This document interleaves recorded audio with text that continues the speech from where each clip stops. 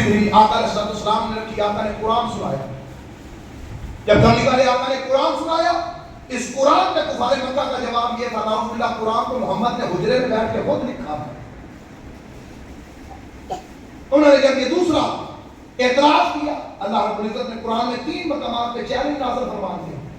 پہلا پارا فرمایا وَإِن كُنتُمْ فِي رَيْبٍ مِّمَّا نَزَّلْنَا عَلَىٰ عَبْدِنَا فَأْتُوا بِسُورَةٍ مِّن مِّثْلِهِ.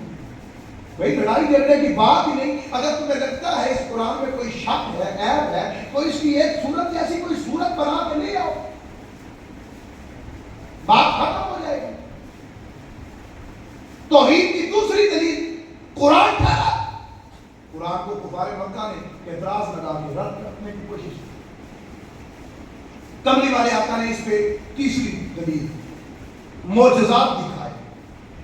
کہیں چاند توڑ کے دکھا دیا، کہیں ابو جہل کے ہاتھ میں کنکریوں سے کلمہ پڑھوا کے دکھا دیا، کہیں ایک پیالہ دودھ کا 70 کو پلا کے دکھا دیا. جو کہتے چلے گئے محبوب دکھاتے چلے گئے. تیسری دلیل معجزات دکھائے. بعد وقت معجزات دیکھنے کے بعد اگلا الزام رکھ دیا کہ نعوذ باللہ محمد جادوگر ہے.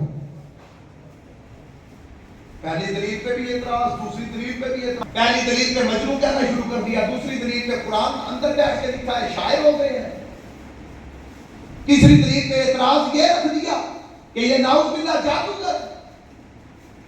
سامعین محترم، ان 3 دلیلوں کے بعد کملی والے آقا نے ان کے سامنے وہ دلیل رکھی جس کا جواب کفار مکہ کے پاس نہیں تھا.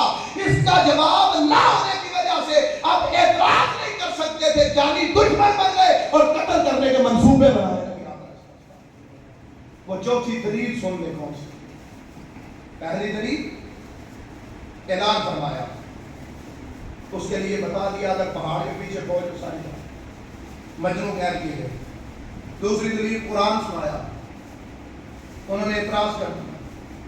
تیسری دلیل معجزات دکھائے، انہوں نے جادوگر کہنا شروع کر دیا. اس کے بعد چوتھی دلیل کملی والے آقا نے وہ ان کے سامنے رکھی جس کا جواب کفار مکہ کے پاس نہیں تھا.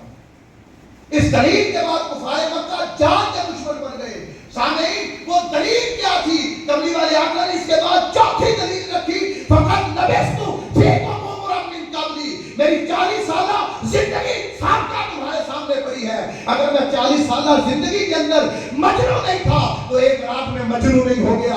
اگر 40 سالہ زندگی کے اندر شاعر نہیں تھا تو ایک رات میں شاعر نہیں ہو گیا.